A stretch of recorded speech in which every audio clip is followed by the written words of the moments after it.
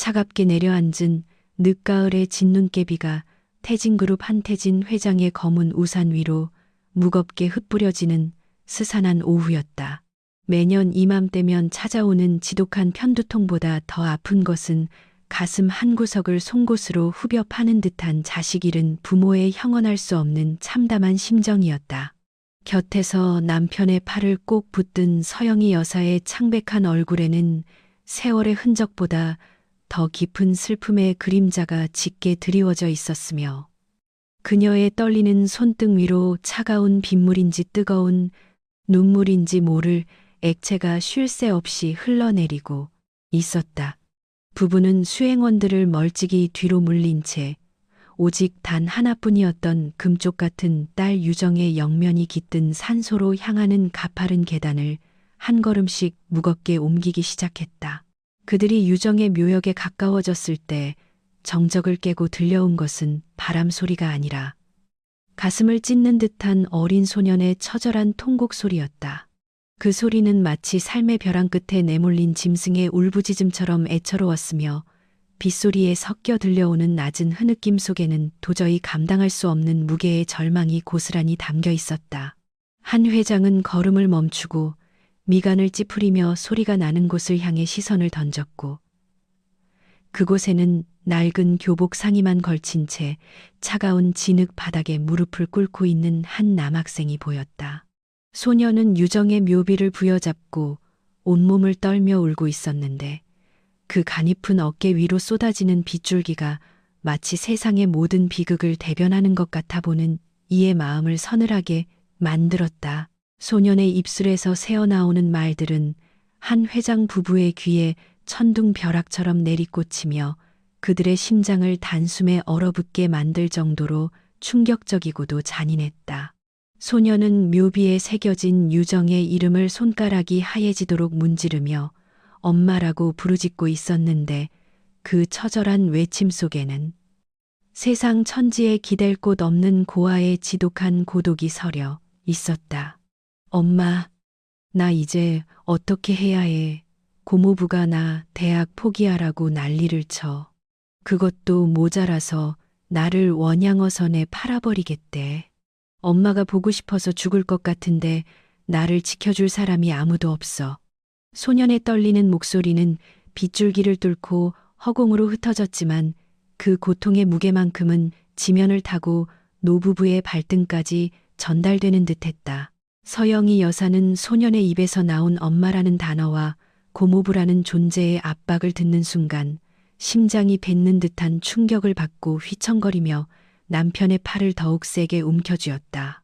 그녀의 눈동자는 소년의 젖은 뒤태를 훑으며 도저히 믿기 힘든 가설을 세우기 시작했는데 15년 전 행방불명되었던 딸의 흔적이 이 낯선 소년의 몸짓 하나하나에서 묻어나오고 있었기 때문이다. 만약 유정이 어딘가에서 살아남아 아이를 낳았다면 딱 저만한 나이였을 것이라는 막연한 추측이 확신으로 변하는 순간 서 여사의 호흡은 거칠어졌고 눈물은 걷잡을 수 없이 쏟아졌다.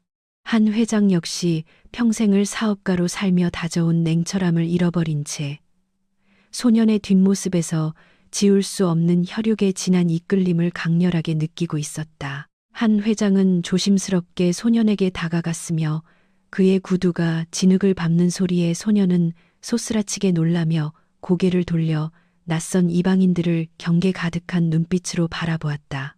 소년의 얼굴이 비에 젖은 채 온전히 드러난 순간 서 여사는 비명을 지르듯 입을 틀어막았는데 그 소년의 눈매와 오뚝한 콧날이 젊은 시절 유정과 소름 끼칠 정도로 닮아 있었기 때문이었다. 소년의 튄 눈가에는 억울함과 슬픔이 가득 차 있었고 영양실조인 듯 수척한 얼굴에는 가난의 고단함이 묻어 있었지만 눈동자 속에 담긴 기계만큼은 태진 가문의 핏줄임을 증명하듯 매섭게 빛나고 있었다. 한 회장은 떨리는 목소리를 억누르며 소년에게 누구인데 이곳에서 이토록 슬프게 울고 있느냐고 물었으나 소년은 대답 대신 묘비를 가로막으며 보호하려는 자세를 취했다. 소년은 두려움 섞인 눈빛으로 노부부를 살피더니 이내 다시 고개를 숙이고 묘비의 사진을 향해 손을 뻗으며 이분이 자신의 엄마가 맞다고 작은 목소리로 읊조렸다. 우리 엄마예요. 엄마가 돌아가시고 나서 고모네 집에서 살았는데 그 사람들은 나를 사람 취급도 안 해요. 이제는 돈이 필요하다고 나를 멀리 바다로 보내버리겠대요. 제발 도와달라고 빌러왔어요. 소년의 고백은 빗속에서 더욱 애처롭 울었게 들려왔고 그 내용이 주는 비정함에 한 회장의 주먹은 분노로 인해 파르르 떨리기 시작했다. 자식의 묘지 앞에서 그 자식의 아들이라고 주장하는 아이가 타인에 의해 팔려갈 위기에 처했다는 사실은 한 회장의 이성을 마비시키기에 충분한 도발이었다. 서 여사는 참지 못하고 소년의 곁으로 다가가 젖은 땅에 주저앉으며 아이의 차가운 손을 감싸 쥐었는데 그 온기 없는 손가락들이 자신의 심장을 파고드는 통증을 유발했다. 그녀는 소년에게 이름이 무엇인지 그리고 고모부라는 사람이 정확히 어떤 일을 꾸미고 있는지 차근차근 물었으며 소년은 지훈이라는 이름과 함께 지옥 같은 일상을 털어놓기 시작했다. 지훈의 말에 따르면 유정이 죽고 난 뒤 고모 부부는 지훈을 맡아준다는 핑계로 유정이 남긴 작은 빌라와 보험금을 모두 가로챘으며 지훈을 식모 부리듯 부리며 학대해왔다는 것이었다. 이제 지훈이 고등학생이 되어 대학 진학을 꿈꾸자 그들은 학비가 아깝다며 지훈을 거액의 선급금을 받고 원양어선에 넘기려 계약까지 마친 상태였다. 한 회장은 소년의 이야기를 듣는 내내 머릿속에서 거대한 폭풍이 몰아치는 것을 느꼈으며 자신의 딸이 남긴 유일한 혈육이 이런 대접을 받았다는 사실에 피가 거꾸로 솟는 기분이었다. 그는 소년의 얼굴을 다시금 찬찬히 뜯어보며 유정의 어린 시절 사진 속 모습과 겹쳐보았고 그것이 결코 우연이 아닌 운명적인 만남임을 직감적으로 깨달았다. 만약 오늘 자신들이 이 시간에 이곳에 오지 않았더라면 이 가여운 아이는 차가운 바다 위로 던져져 영영 사라졌을지도 모른다는 생각에 한 회장은 등줄기에 오싹한 소름이 돋았다. 그는 지훈을 부축해 일으키며 나직하지만 위험 있는 목소리로 이제 걱정하지 말라고 그리고 할아버지가 절대 너를 그들의 손에 내버려 두지 않겠다고 굳게 약속했다. 지훈은 낯선 할아버지의 단호한 선언에 어안이 벙벙한 표정을 지으며 눈물을 닦았고 그를 감싸 안은서 여사의 품에서 생전 처음 느껴보는 엄마의 온기를 발견하고는 다시 통곡했다. 노부부는 소년을 자신들의 고급 세단으로 안내하며 수행원들에게 즉시 지훈의 신원을 파악하고 그 고모라는 작자들의 위치를 추적하라는 엄중한 명령을 내렸다.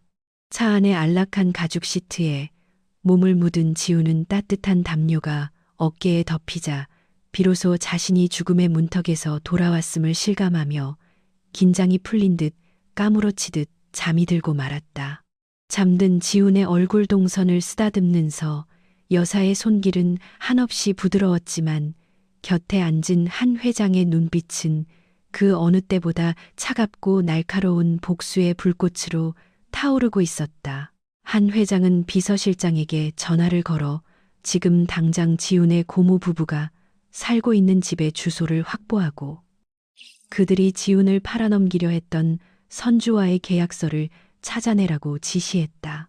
그의 목소리에는 태진그룹을 일구며 수많은 정적을 제거해온 냉혹한 승부사의 기질이 서려 있었으며 감히 자신의 핏줄을 건드린 자들에게 가할 처절한 응징을 이미 계획하고 있었다. 그는 차창 밖으로 지나가는 빗줄기를 바라보며 딸 유정에게 속죄하는 마음으로 이 아이를 반드시 지키겠다고 그리고 그녀를 죽음으로 몰아넣은 배후까지 낱낱이 파헤치겠다고 다짐했다. 지훈을 태운 검은 세단은 어둠이 깔리는 도심을 향해 질주하기 시작했고 그것은 거대 기업 태진 가문의 피바람 부는 권력 다툼과 진실 찾기의 서막을 알리는 신호탄이었다. 세단이 서울 도심의 화려한 불빛 속으로 진입할 무렵 지훈은 짧은 단잠에서 깨어나 창밖의 낯선 풍경을 보며 다시금 두려움에 사로잡혔지만 곁을 지키는 노부부의 온화한 미소에 안심했다. 한 회장은 지훈에게 고모 부부가 지금 어디에 있을 것 같냐고 물었고, 지훈은 아마도 오늘 밤 선주와 만나 잔금을 치르기로 한 선술집에 있을 것이라고 떨리는 목소리로 대답했다. 한 회장은 운전기사에게 지훈이 가리키는 장소로 차를 돌릴 것을 명령하며 자신의 등 뒤에 있는 경호팀에게 절대 한 놈도 놓치지 말고 생포하여 무릎을 꿇리라는 특명을 하달했다. 지훈은 난생 처음 보는 위압적인 광경에 압도당하면서도 자신을 괴롭히던 괴물들이 무너질지도 모른다는 일말의 희망을 품고 창밖을 매섭게 노려보며 주먹을 꽉 쥐었다. 도착한 선술집은 항구 근처의 지저분하고 낡은 건물이었으며 그 안에서는 비릿한 생선 냄새와 역한 담배 연기가 뒤섞여 지훈의 코끝을 찔렀고, 그곳에서 고모 부부의 비열한 웃음소리가 들려왔다. 지훈의 고모부는 이미 술에 취해 선주로 보이는 사내와 돈다발을 세며 지훈을 넘기기로 한 각서에 도장을 찍으려 하고 있었으며, 고모는 옆에서 더 많은 돈을 뜯어낼 궁리만 하고 있었다. 그들이 탐욕에 눈이 멀어 자신들의 조카를 팔아치우려는 찰나 선술집의 낡은 문이 부서질 듯 열리며 한 회장의 경호원들이 들이닥쳤고 순식간에 장내를 정적 속으로 몰아넣었다. 한 회장은 지훈의 손을 잡고 당당히 안으로 걸어 들어갔으며, 고모 부부는 갑자기 나타난 귀한 신분의 노신사와 그 곁에 서 있는 지훈을 보고 아연실색하며 들고 있던 술잔을 바닥에 신분에 떨어뜨렸다. 지훈의 고모부는 당황하여 소리를 지르며 누구냐고 물었지만 한 회장은 대답 대신 지훈의 고모부 뺨을 매섭게 내리쳤고, 그 타격음은 선술집 전체를 울릴 정도로 강력하여 주변에 공기를 얼어붙게 만들었다. 한 회장은 분노에 찬 목소리로 감히 누구의 자손을 팔아넘기려 하느냐고 호통을 쳤으며, 그의 뒤에서 비서실장이 태진그룹 회장이라는 직함이 박힌 명함을 그들의 눈앞에 들이밀었다. 명함을 확인한 고모 부부의 얼굴은 순식간에 흑빛으로 변하며 사시나무 떨듯 떨기 시작했고, 그들은 자신들이 건드린 아이가 대한민국 최고의 재벌가 손자일 수도 있다는 사실에 공포의 극한을 맛보았다. 선주는 상황이 심상치 않음을 직감하고 도망치려 했으나 경호원들의 강력한 제압에 걸려 바닥에 처박혔고, 선술집 안은 순식간에 법과 정의가 집행되는 사법의 현장으로 변모했다. 한 회장은 바닥에 엎드린 고모 부부를 내려다보며 그동안 지훈에게 저지른 모든 만행을 기록한 서류들을 그들의 머리 위로 던졌으며, 거기에는 그들이 횡령한 유정의 재산 내역이 상세히 기록되어 있었다. 그는 떨고 있는 그들에게 법의 심판은 물론이고 태진그룹이 가진 모든 수단을 동원하여 평생을 감옥에서 썩게 하겠다고 선언하며 지훈에게 직접 그들의 얼굴을 똑똑히 보라고 말했다. 지훈은 항상 자신을 짓누르던 거대한 공포의 대상들이 추하게 일그러져 비굴하게 목숨을 구걸하는 모습을 보며 가슴속 깊은 곳에서 올라오는 뜨거운 응어리가 씻겨 내려가는 해방감을 느꼈다. 서 여사는 지훈의 눈을 가려주며 이런 추한 인간들을 더 이상 볼 필요가 없다고 말하며 아이를 밖으로 데리고 나갔고, 선술집 안에서는 고모 부부의 처절한 비명만이 공허하게 울려 퍼졌다. 사건이 일단락된 후 한 회장은 지훈을 데리고 자신의 저택으로 향했으며 차 안에서 지훈의 손을 꼭 잡은 채 다시는 너를 혼자 두지 않겠다고, 부모의 빈자리를 자신이 채워주겠다고 진심을 다해 약속했다. 지훈은 창밖으로 스쳐 지나가는 어둠을 보며 돌아가신 엄마가 자신을 위해 이분들을 보내주신 것이라고 믿게 되었고, 비로소 긴 싸움 끝에 찾아온 평화를 온몸으로 느끼며 안도의 한숨을 내쉬었다. 저택에 도착하자 수십 명의 하인이 줄을 지어 그들을 맞이했고, 지훈은 마치 동화 속의 주인공이 된 듯한 착각에 빠졌지만 곁에서 자신을 지켜주는 할아버지의 단단한 손길이 현실임을 일깨워 주었다. 이렇게 한 소년의 비극적인 운명은 대기업 회장 부부와의 우연한 만남을 통해 위대한 반전의 서막을 열게 되었고 태진 가문의 새로운 역사가 지훈을 중심으로 다시 쓰이기 시작했다. 한태진 회장의 웅장한 저택에 들어선 지훈은 샹들리에 눈부신 불빛 아래서 자신이 꿈을 꾸고 있는 것은 아닌지 몇 번이고 눈을 비볐으며 서영이 여사는 그런 아이의 어깨를 감싸 안으며 따뜻한 온기를 전해주었다. 거실의 높은 천장과 벽면을 가득 채운 명화들은 평소 지훈이 살던 곰팡이 핀 지하방과는 비교조차 할 수 없을 정도로 압도적인 위용을 자랑하고 있었으며 집안 전체를 감도는 은은한 향나무 냄새는 소년의 불안했던 마음을 조금씩 진정시키기 시작했다. 서 여사는 가사 도우미들에게 지훈이 편히 쉴 수 있도록 가장 따뜻하고 아늑한 손님방을 준비하라고 지시하며 아이의 젖은 발을 손수 닦아주려 했다. 한 회장은 거실의 소란을 뒤로 한 채 자신의 서재로 발걸음을 옮겼으며 문을 닫자마자 비서실장에게 전화를 걸어 딸 유정이 죽음에 이르게 된 경위와 그동안 지훈이 겪었던 모든 일들을 1시간 안에 보고하라고 엄중히 명령했다. 서재의 어두운 조명 아래서 한 회장은 딸의 사진을 손가락으로 매만지며 지난 15년 동안 왜 더 적극적으로 아이를 찾지 않았는지에 대한 자책감과 회한에 젖어 깊은 한숨을 내쉬었다.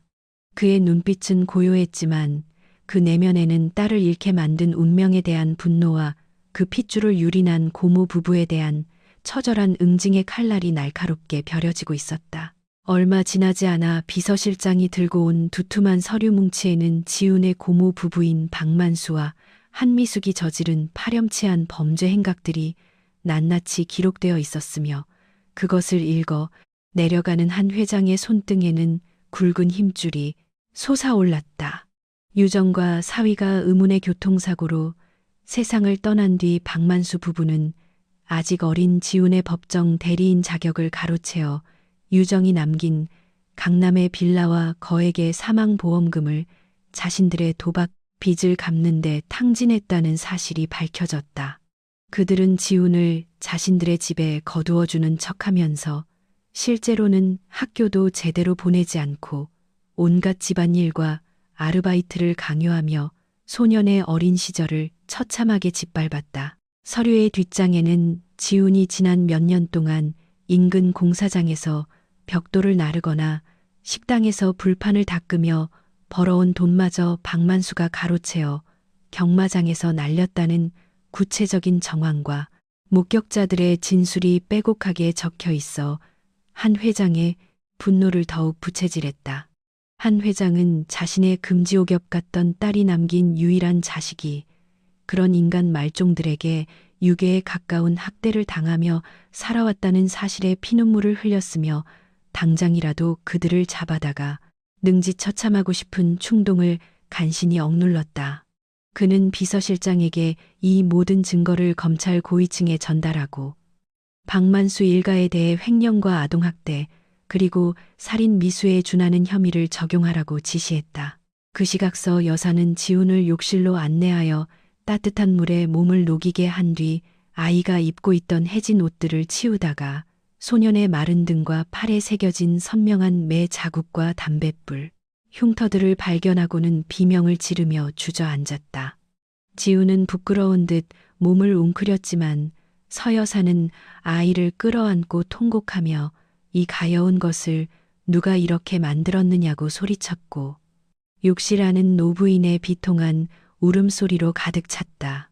지훈은 난생 처음 받아보는 누군가의 진심 어린 눈물에 당황하면서도 자신을 이토록 아껴주는 할머니의 품 안에서 비로소 오랫동안 억눌러왔던 서러움을 터뜨리며 아이처럼 소리 내어 울기 시작했다. 한 회장은 욕실 밖에서 들려오는 아내의 울음소리를 들으며 주먹을 꽉 쥐었고 자신의 무능함이 이런 비극을 초래했다는 사실에 가슴을 치며 다시는 지훈의 눈에서 눈물이 나지 않게 하겠다고 하늘에 맹세했다. 그는 가문의 주치의를 즉시 불러 지훈의 영양 상태와 외상 그리고 정신적인 트라우마까지 정밀하게 진단하도록 조치했으며 태진그룹의 법무팀 전원에게 박만수 부부를 사회적으로 완전히 매장할 수 있는 법적 그물을 짜라고 명령했다. 이제 태진그룹이라는 거대한 제국의 모든 역량은 한 소년의 잃어버린 권리를 되찾고 그를 고통에 빠뜨린 악인들을 심판하는 데 집중되기 시작했으며 그것은 잔인한 응징의 시작이었다.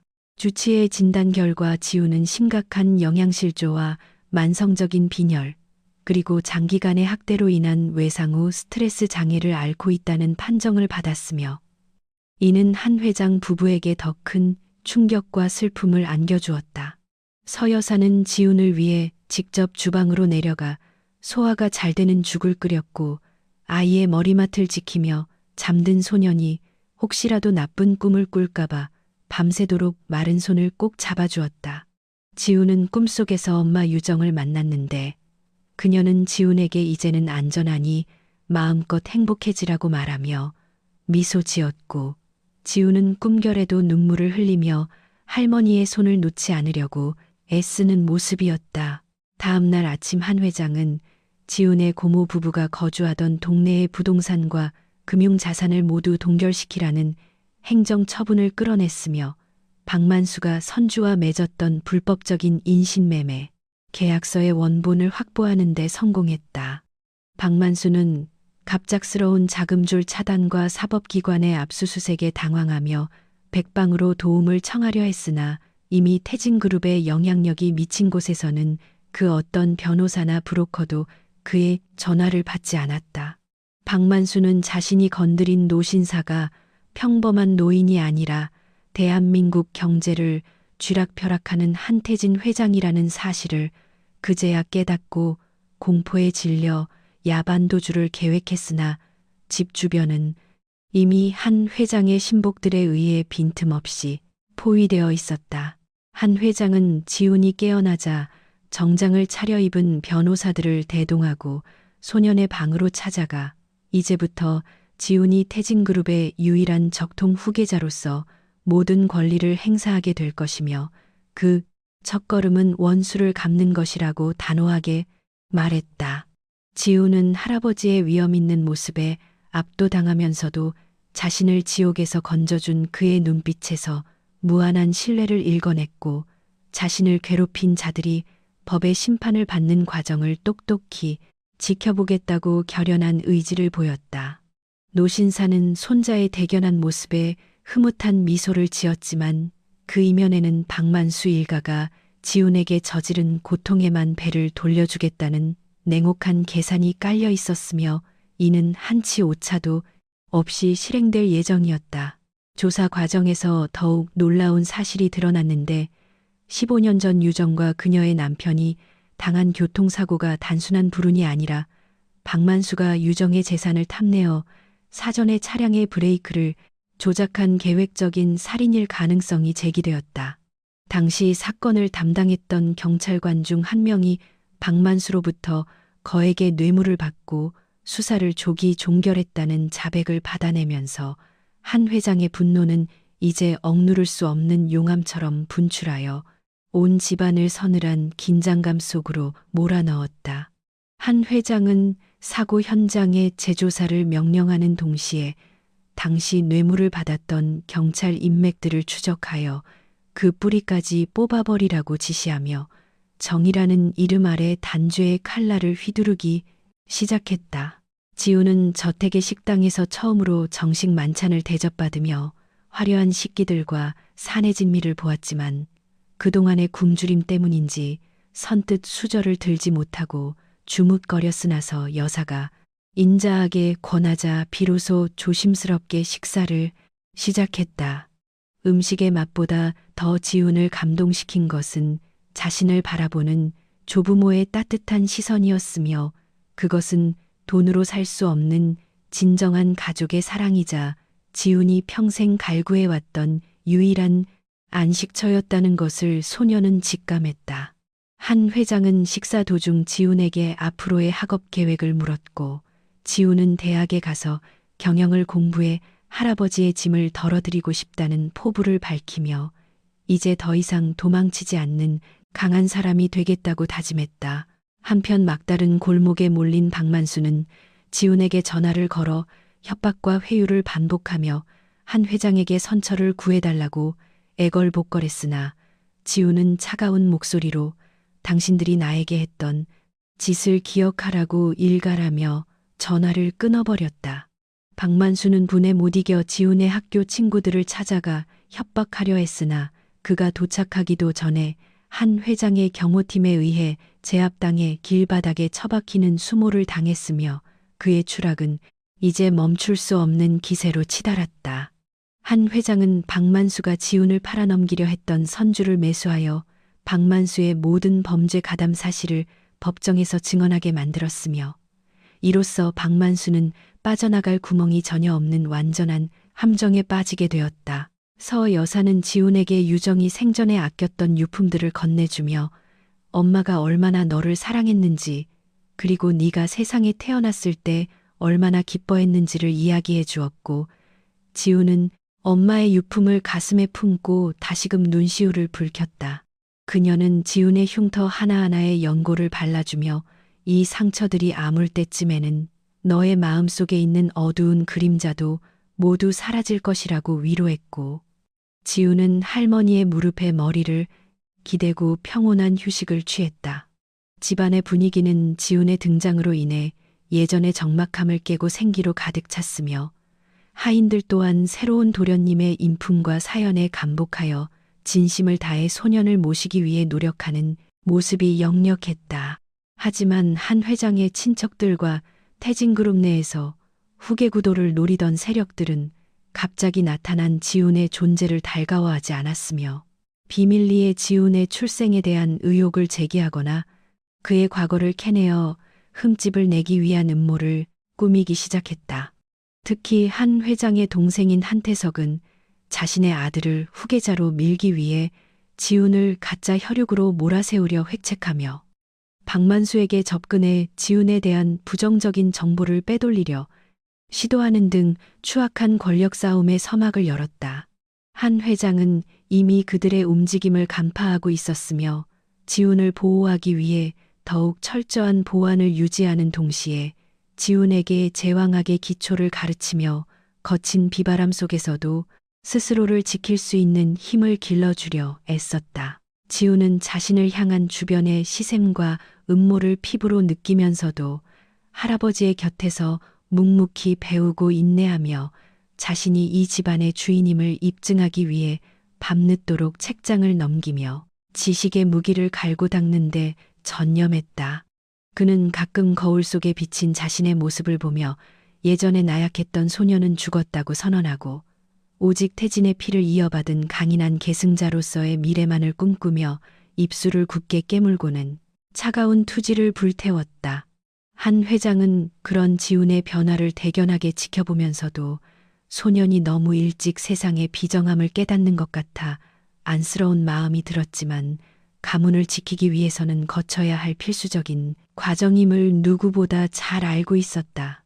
결국 검찰의 수사가 급물살을 타면서 박만수와 한미숙은 횡령 및 아동학대 그리고 살인교사 혐의로 긴급 체포되었으며 수갑을 찬 채 끌려가는 그들의 모습은 전국 뉴스에 대대적으로 보도되어 대중의 공분을 샀다. 한 회장은 뉴스를 지켜보며 지훈의 손을 잡고 이제 너를 괴롭히던 악마들이 지옥으로 떨어졌으니 마음 편히 잠들라고 말해주었고 지훈은 처음으로 진정한 승리의 맛이 무엇인지 깨달으며 고개를 깊게 끄덕였다. 그러나 이것은 시작에 불과했으며 박만수의 뒤를 봐주던 세력과 태진그룹 내부의 적들이 얽힌 거대한 음모의 실타래가 조금씩 풀리기 시작하면서 지훈 앞에는 더 큰 시련과 진실이 기다리고 있었다. 어둡고 눅눅한 습기가 가득한 인천항의 외곽 창고는 비릿한 바닷냄새와 오래된 기름 냄새가 뒤섞여 숨이 막힐 듯한 긴장감을 자아내고 있었으며 그곳의 정적을 깨는 것은 박만수의 거친 숨소리와 초조한 발걸음 소리뿐이었다. 지훈은 양손이 거친 밧줄에 묶인 채 차가운 시멘트 바닥에 주저앉아 있었는데 그의 눈동자에는 이미 삶에 대한 의지보다 깊은 체념과 절망의 그림자가 짙게 드리워져 있어 보는 이의 가슴을 저미게 만들었다. 박만수는 연신 손목시계를 확인하며 선주와 약속한 시간이 늦어지는 것에 대해 욕설을 내뱉었고 지훈을 향해 짐짝을 다루듯 발길질을 하며 입을 닥치고 가만히 있으라고 위협하는 인면수심의 극치를 보여주었다. 지훈은 신음소리조차 내지 못한 채 고개를 숙였으며 자신의 유일한 보호자라고 믿었던 혈육이 자신을 차가운 바다 위로 팔아넘기려 한다는 사실에 가슴속 깊은 곳에서부터 무언가 무너져 내리는 참담함을 느끼고 있었다. 박만수는 선주로부터 받을 거액의 선급금으로 자신의 도박 빚을 청산하고 다시 화려한 인생을 살 꿈에 부풀어 있었지만 그가 꿈꾸는 미래가 조카의 목숨을 담보로 한 피 묻은 돈이라는 사실에는 추호의 가책도 느끼지 않는 듯했다. 창고 밖에서는 파도 소리가 거칠게 들려왔고 지우는 저 바다 너머로 사라지면 다시는 엄마의 묘소조차 찾지 못할 것이라는 공포에 온몸을 사시나무 떨듯 떨며 가느다란 숨을 몰아쉬었다. 그때 갑자기 창고의 육중한 철문이 굉음과 함께 열리며 강렬한 서치라이트 불빛이 어둠 속을 파고들었고 박만수는 눈이 부셔 비명을 지르며 앞을 가로막으려 했으나 이미 수십 명의 검은 정장 차림의 사내들이 창고 안을 포위하고 있었다. 거대한 권력의 상징인 태진그룹의 경호팀은 일사불란한 움직임으로 박만수와 그의 일당들을 순식간에 제압하여 바닥에 처박았으며 그들의 냉혹한 몸짓에서는 한치의 오차도 허용하지 않는 철저한 프로의 기운이 느껴졌다. 박만수는 당황하여 이게 무슨 짓이냐고 소리를 질러댔지만 그 목소리는 이내 공포에 질려 잦아들었으며 불빛 너머에서 천천히 걸어 들어오는 한태진 회장의 위험 있는 자태에 숨이 있는 듯한 충격을 받았다. 한 회장은 차가운 대리석 조각상처럼 굳은 표정으로 지훈에게 다가갔으며 바닥에 뒹구는 밧줄과 지훈의 상처투성이 몸을 보는 순간 그의 눈동자에는 형언할 수 없는 분노와 슬픔이 동시에 교차하며 불꽃처럼 타올랐다. 그는 직접 허리를 숙여 지훈의 손목을 묶은 거친 밧줄을 풀어주었으며 떨고 있는 소년의 어깨를 단단히 감싸 안고는 이제 괜찮으니 아무 걱정 말라고 나직하지만 힘있는 목소리로 아이를 안심시켰다. 지훈은 할아버지의 품 안에서 전해지는 묵직한 안정감에 긴장이 풀리며 참아왔던 눈물을 쏟아냈고 한 회장은 그런 손자의 뒷머리를 쓰다듬으며 인간의 탈을 쓰고 이런 만행을 저지른 자들에 대한 처절한 응징을 속으로 다짐했다. 바닥에 짓눌린 박만수는 한 회장의 구두 끝을 보며 살려달라고 비굴하게 목숨을 구걸하기 시작했으나 한 회장은 그를 벌레 보듯 내려다보며 감히 누구의 핏줄을 건드린 것인지 그 대가가 무엇인지 뼈저리게 가르쳐 주겠다고 선언했다. 한 회장의 명령 한마디에 비서실장은 박만수가 그동안 지훈의 명의로 가로챈 재산 내역과 인신매매를 모의한 증거물들을 그의 눈앞에 펼쳐 보였으며 이는 도저히 빠져나갈 수 없는 완벽한 유죄의 증거들이었다. 박만수는 자신의 몰락을 직감하고 안색이 흑빛으로 변해 부들부들 떨었으며 그가 누려왔던 탐욕의 시간들이 얼마나 허망한 모래성 같았는지를 증명하듯 선술집의 공기는 차갑게 식어가고 있었다. 지훈을 품에 안은 채 창고를 빠져나온 한 회장은 대기하고 있던 최고급 리무진에 아이를 태웠으며 차 안에는 미리 준비된 따뜻한 차와 담요 그리고 지훈의 몸을 돌볼 의료진이 대기하고 있어 태진 가문의 치밀함을 엿볼 수 있었다. 서영희 여사는 차 안에서 지훈을 기다리며 아이의 얼굴을 보자마자 오열하며 품에 안았고 살아 돌아와줘서 고맙다는 말만 되풀이하며 지훈의 야윈 뺨에 연신 입을 맞추는 애절한 모성애를 보여주었다. 리무진은 어두운 항구를 뒤로하고 서울의 화려한 불빛을 향해 질주하기 시작했으며 그것은 지훈이 평생 겪어온 빈곤과 학대의 사슬을 끊고 새로운 운명의 문턱을 넘어서는 위대한 여정의 시작이었다. 태진그룹의 본가인 성북동 대저택에 도착했을 때 지훈은 마치 궁궐 같은 집의 규모에 압도당하여 차마 발을 내딛지 못하고 주눅거렸으나 한 회장은 손자의 손을 꼭 잡고 이곳이 이제 네 집이라고 당당하게 들어오라고 격려했다. 저택의 육중한 대문이 열리고 수십 명의 하인이 줄지어 서서 도련님의 귀환을 환영한다는 인사를 건네자 지훈은 낯선 풍경에 당황하면서도 자신을 지켜주는 이 거대한 울타리가 실제한다는 사실에 안도의 한숨을 내쉬었다. 하지만 집 안으로 들어선 순간 지훈을 맞이한 것은 따뜻한 환영뿐만이 아니었으며 거실 한복판에는 한 회장의 동생인 한태석과 그의 가족들이 차가운 눈빛으로 지훈을 쏘아보고 있었다. 한태석은 태진그룹의 부회장직을 맡으며 오랫동안 형인 한 회장의 뒤를 이어 경영권을 찬탈하려는 야욕을 품고 있었기에 갑자기 나타난 직계 비속인 지훈의 존재가 자신의 앞길을 가로막는 거대한 장애물로 느껴질 수밖에 없었다. 그의 아들인 한승우 역시 오만하고 아나무인 격인 성격의 소유자로 지훈의 초라한 행색을 비웃으며 어디서 굴러먹던 뼈다귀인지도 모르는 아이를 가문의 일원으로 받아들일 수 없다고 노골적인 불만을 표시하며 험악한 분위기를 조성했다. 지훈은 그들의 적대적인 시선에 위축되어 고개를 숙였으나 한 회장은 지훈의 어깨를 펴게 하며 누구든 이 아이를 모욕하는 자는 태진의 적으로 간주하겠다는 엄중한 경고를 날려 거실의 공기를 단숨에 얼어붙게 만들었다.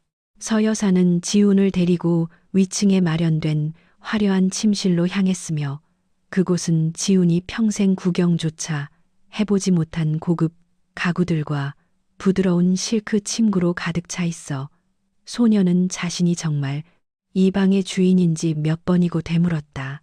그녀는 지훈에게 따뜻한 우유를 건네며 이제부터는 누구도 너를 괴롭히지 못할 것이며 할머니가 너를 지켜줄 것이라고 약속했고 지훈은 그 다정한 목소리에 의지에 길었던 하루에 피로를 조금씩 씻어내기 시작했다.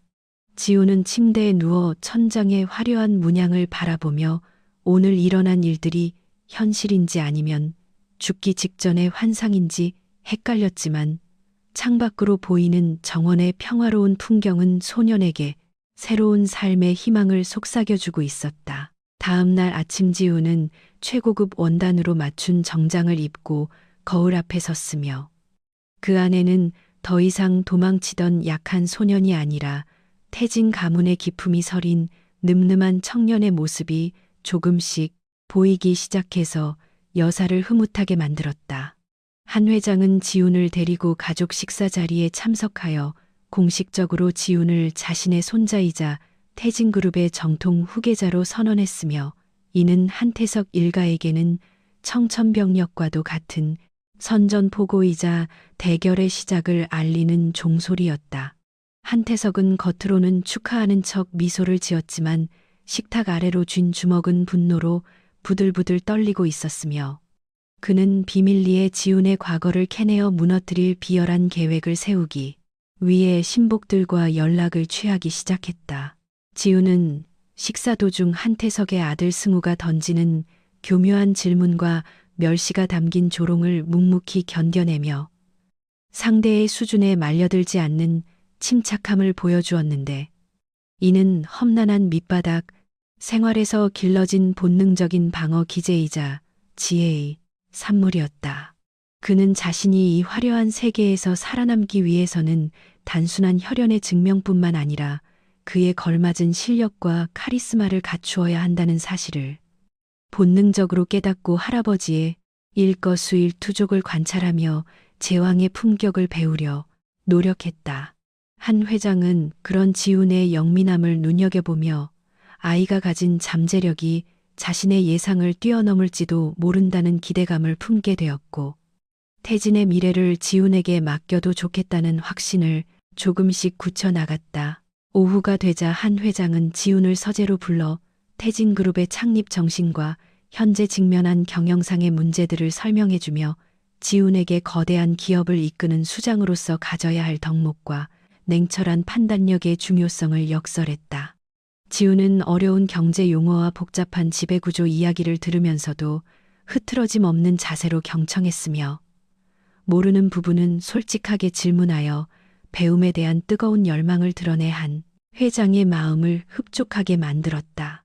서재의 창가로 비치는 햇살은 대를 이어 전해지는 권력의 계승 현장을 축복하듯 눈부시게 빛났으며 지훈의 가슴 속에는 할아버지의 기대를 저버리지 않겠다는 강한 책임감과 자신을 버린 세상에 대한 오기가 함께 소용돌이치고 있었다. 한편 구치소에 수감된 박만수는 한태석의 변호사로부터 뜻밖의 제안을 받게 되었는데 그것은 지훈이 가짜 혈육이라는 허위 진술을 해주는 대가로 막대한 보상금과 형량 감수를 보장받는 추악한 거래의 시작이었다.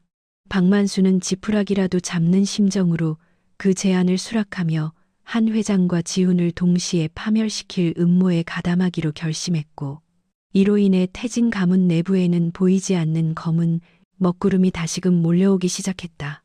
한태석은 언론사에 지훈의 출생에 대한 의혹을 제보하고 지훈을 사기꾼으로 몰아가려는 여론 조작을 치밀하게 준비하며 한 회장이 쌓아온 명성에 흠집을 내기 위해 수단과 방법을 가리지 않는 잔인함을 보였다.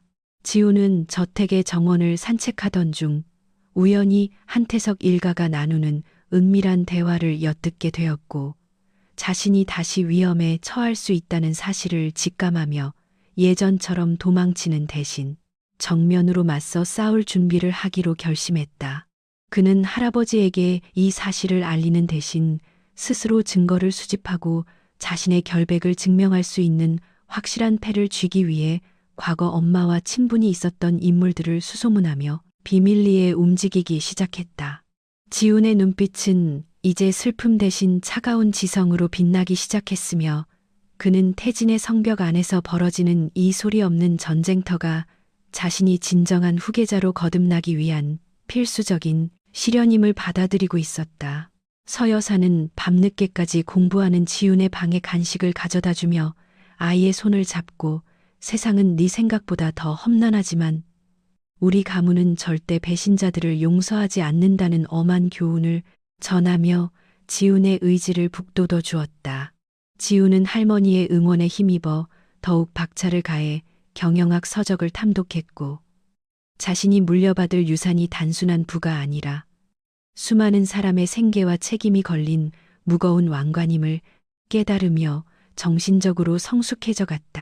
저택의 깊은 밤은 정적에 쌓여 있었지만 그 안에서 태동하는 새로운 생명력과 권력의 이동은 태진그룹의 역사를 바꿀 거대한 폭풍을 예고하며 긴장감 넘치는 공기를 만들어내고 있었다.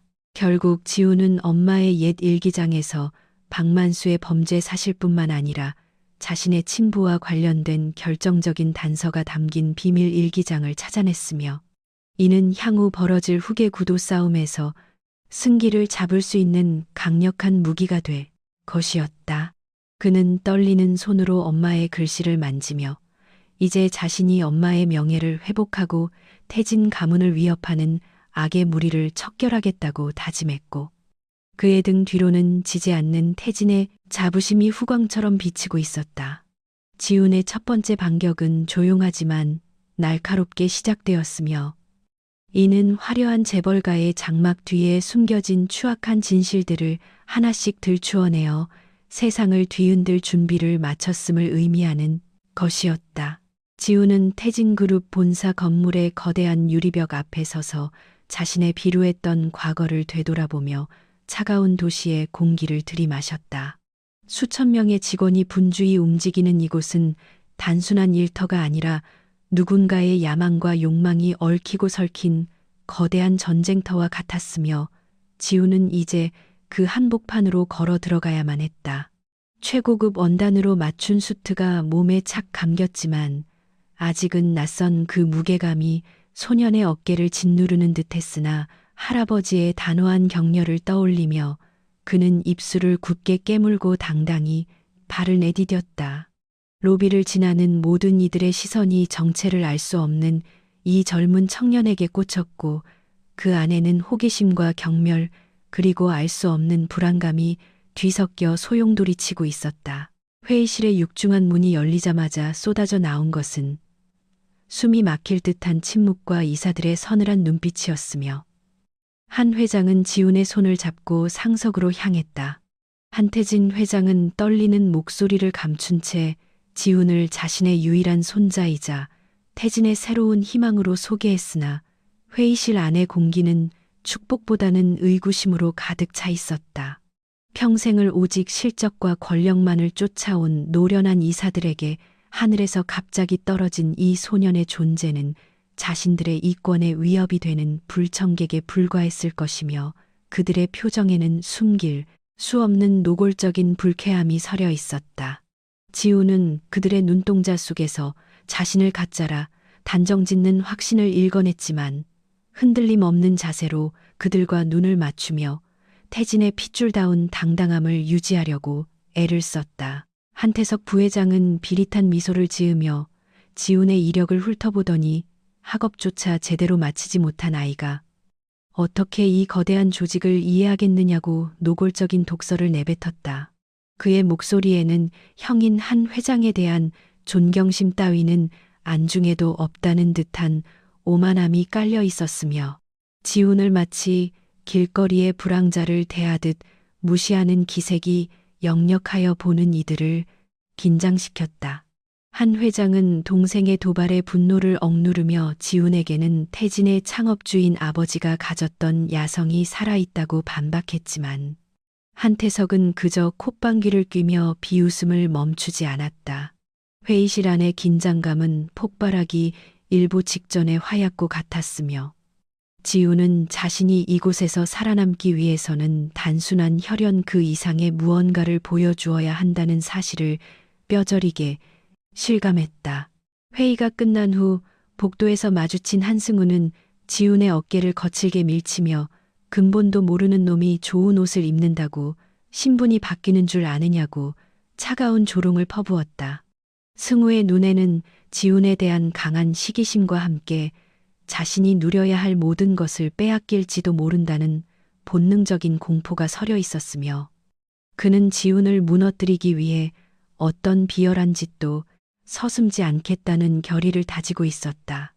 지훈은 바닥에 떨어진 사원증을 묵묵히 주워들며 승우의 눈을 똑바로 응시했고 자신은 잃을 것이 없지만 당신은 지켜야 할 것이 많으니 조심하는 게 좋을 것이라고 나직하게 경고했다. 예상치 못한 지훈의 단호한 태도에 승우는 당황하여 얼굴이 불그락부르락 변했지만 지훈은 이미 냉정함을 되찾고 자신의 사무실을 향해 발걸음을 옮겼다. 지훈이 배정받은 곳은 그룹 내에서도 가장 기피하는 부서인 전략기획 3팀이었으며 그곳은 사실상 적자 경영으로 폐쇄 위기에 놓인 계열사들을 정리하는 소위 유배지와 다름없는 곳이었다. 한태석의 농간으로 인해 아무런 지원도 받지 못한 채 홀로 남겨진 지훈은 먼지 쌓인 책상 앞에 앉아 자신이 해야 할 일이 무엇인지 고민하며 산더미처럼 쌓인 서류 더미를 하나씩 살펴보기 시작했다. 직원들조차 낙하산으로 내려온 지훈을 외면하며 뒤에서 수군거렸고 그는 철저한 고립 속에서 스스로 길을 찾아야 하는 가혹한 시험대에 오르게 되었지만 소년의 가슴 속에는 포기라는 단어 대신 투지가 불타올랐다. 지훈은 밤새도록 재무제표와 시장 분석 보고서를 탐독하며 이 죽어가는 부서를 살려낼 실마리를 찾기 위해 자신의 모든 지적 역량을 쏟아붓기 시작했다. 며칠 동안 잠도 자지 않고 자료를 분석하던 지훈은 전략기획 3팀이 관리하던 계열사들의 자금이 알 수 없는 경로를 통해 유출되고 있다는 수상한 정황을 포착하게 되었다. 서류상의 숫자들은 정교하게 조작되어 있었으나 지훈은 어린 시절 시장 바닥에서 잔뼈가 굵으며 익힌 본능적인 감각으로 허위 매출과 가공의 거래처들이 실존하지 않는다는 사실을 알아냈다. 이는 단순한 경영 부실이 아니라 그룹 내 누군가가 비자금을 조성하기 위해 의도적으로 회사를 망가뜨리고 있다는 명백한 증거였으며, 지우는 이 실타래를 풀면 거대한 배후를 밝혀낼 수 있을 것이라 확신했다. 그는 할아버지에게 보고하는 대신 자신이 직접 현장을 확인하기로 결심하고 낡은 옷으로 갈아입은 뒤 비자금의 출처로 의심되는 창고 지역을 비밀리에 조사하기 시작했다. 그가 찾아간 곳은 경기도 외곽의 황량한 물류 창고였는데, 그곳에서는 밤마다 정체를 알 수 없는 대형 트럭들이 오가며 무기명 채권과 현금을 실어 나르는 조직적인 움직임이 포착되었다. 지우는 어둠 속에 몸을 숨긴 채 카메라로 그 광경을 기록하며 가슴이 두근거리는 것을 느꼈고, 이 일이 성공한다면 자신을 무시하던 자들의 목줄을 씰 수 있다는 생각에 주먹을 꽉 쥐었다. 하지만 현장을 감시하던 용역 깡패들에게 발각될 위기에 처하자 지우는 다시 한번 과거의 필사적인 도망자가 되어 가시덩굴 속을 헤치며 필사적으로 산 아래로 내려가야만 했다. 흑투성이가 된 채 돌아온 지우는 자신의 상처보다 확보한 증거물들이 무사하다는 사실에 안도하며 거울 속에 비친 자신의 강인해진 눈빛을 보고 작게 미소 지었다. 다음 날 지우는 한 회장을 찾아가 자신이 발견한 비자금 조성의 증거들을 내밀었으며, 한 회장은 그 서류들을 검토하며 손을 미세하게 떨 정도로 커다란 충격을 받은 듯 보였다. 한 회장은 그룹 내부의 부패가 이토록 심각한 줄은 미처 몰랐다며 지훈의 영민함과 용기를 극찬했고, 이제부터는 자신이 전면에 나서서 이 문제를 해결하겠다고 말하며 지훈을 다독였다. 그러나 한 회장의 눈빛 속에는 기쁨과 동시에 깊은 고뇌가 서려 있었는데, 비자금의 종착지가 다름 아닌 자신의 동생 한태석과 연결되어 있다는 사실을 직감했기 때문이었다. 노 회장은 가족이라는 이름으로 덮어왔던 치부들이 이제는 도저히 감출 수 없는 수준에 이르렀음을 깨닫고 태진을 지키기 위한 최후의 결단을 내릴 준비를 마쳤다.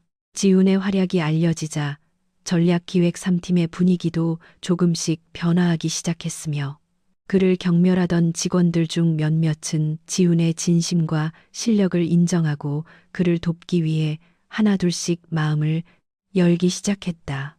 지훈은 팀원들과 머리를 맞대고 부실 계열사를 회생시키기 위한 혁신적인 프로젝트를 기획하며 자신을 가두려던 유배지를 오히려 자신의 가장 강력한 요새로 변모시키는 놀라운 리더십을 발휘했다. 그는 권위를 내세우기보다 실무진들의 고충을 듣고 현장의 목소리를 반영하는 소통의 자세를 보여주었으며, 이는 경직된 태진의 기업 문화에 신선한 충격을 주며 지훈의 우군을 늘려가는 계기가 되었다. 지훈은 점차 자신이 이 거대한 조직의 일원으로서 당당히 제 몫을 해내고 있다는 성취감을 맛보며 내면적으로 더욱 단단하게 성장해가고 있었다. 하지만 한태석은 지훈이 자신의 비자금 줄을 건드리고 있다는 사실을 눈치채고 더욱 악랄한 반격을 준비했는데, 그것은 지훈의 죽은 엄마인 유정에 대한 악의적인 루머를 퍼뜨리는 것이었다. 그는 유정이 과거에 회사의 기밀을 빼돌려 도망쳤다는 허위 사실을 조작하여 언론에 배포했고, 이는 지훈의 정통성에 큰 타격을 입히며 다시 한번 그를 곤경에 빠뜨리는 결과를 초래했다. 대중들은 자극적인 보도에 열광하며 지훈을 배신자의 아들로 낙인 찍었고, 저택 앞에는 연일 취재진이 몰려들어 지훈의 일거수일투족을 감시하며 그를 심리적으로 압박했다. 서 여사는 딸의 명예가 훼손된 것에 분노하여 몸져 누웠으며, 지훈은 자신 때문에 할머니마저 고통받는 상황에 죄책감을 느끼며 어두운 방 안에서 홀로 눈물을 삼켰다. 승우는 이 기회를 놓치지 않고 회사 로비에서 지훈에게 침을 뱉으며 내 엄마처럼 너도 조만간 비참하게 쫓겨나게 될 것이라고 조롱하며 지훈의 인내심을 한계까지 몰아붙였다. 지우는 승우의 멱살을 잡고 싶은 충동을 간신히 억누르며 진실은 반드시 밝혀질 것이며 그 진실이 밝혀지는 날 당신은 지금 한 말을 뼈저리게 후회하게 될 것이라고 차갑 쏘아붙였다. 지훈의 눈에는 더 이상 흔들림이 없었으며 그는 이 위기를 정면으로 돌파하기 위해 엄마의 과거를 알고 있는 마지막 증인인 옛 비서를 찾아 전국을 뒤지기 시작했다. 그는 적들이 자신을 무너뜨리려 할수록 더욱 냉정해졌으며 자신이 가진 태진의 피가 결코 배신이나 비겁함과는 거리가 멀다는 사실을 증명하기 위해 모든 것을 걸었다.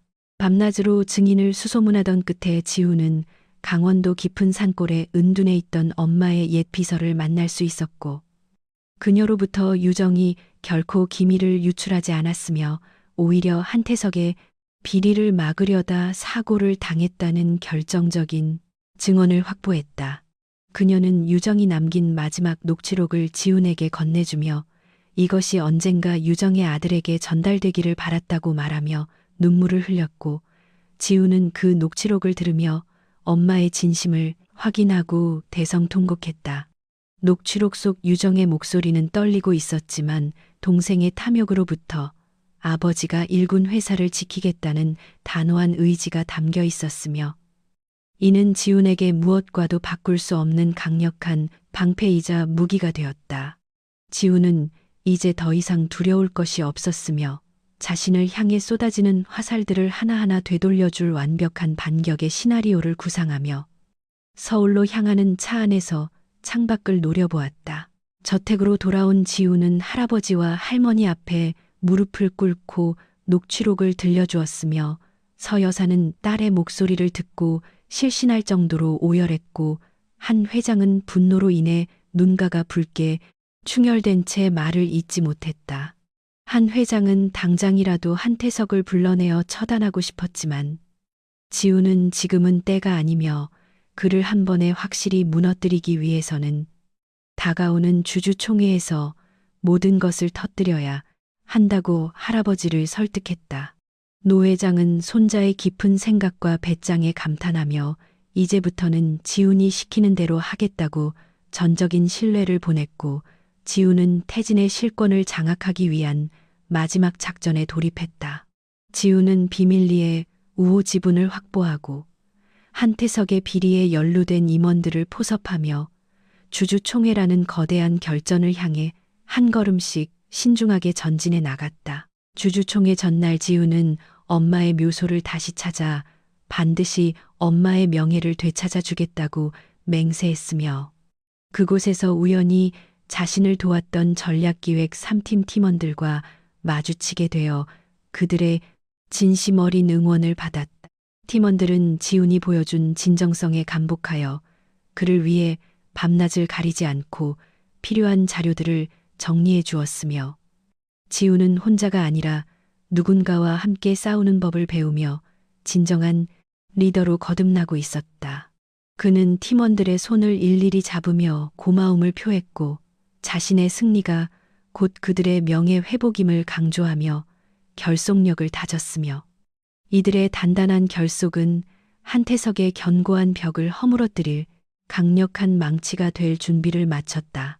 지훈의 가슴은 설렘과 긴장으로 가득 찼지만 그의 머릿속은 그 어느 때보다 명석하게 빛나고 있었으며 승리의 여신은 조금씩 소년의 어깨 위에 내려앉고 있었다. 한편 한태석은 자신의 승리를 확신하며 주주총회 당일 아침에 성대한 파티를 열 계획을 세우고 있었으며 그는 지훈이 가져올 녹취록의 존재는 꿈에도 모른 채 형인 한 회장을 끌어내릴 연설문을 다듬고 있었다.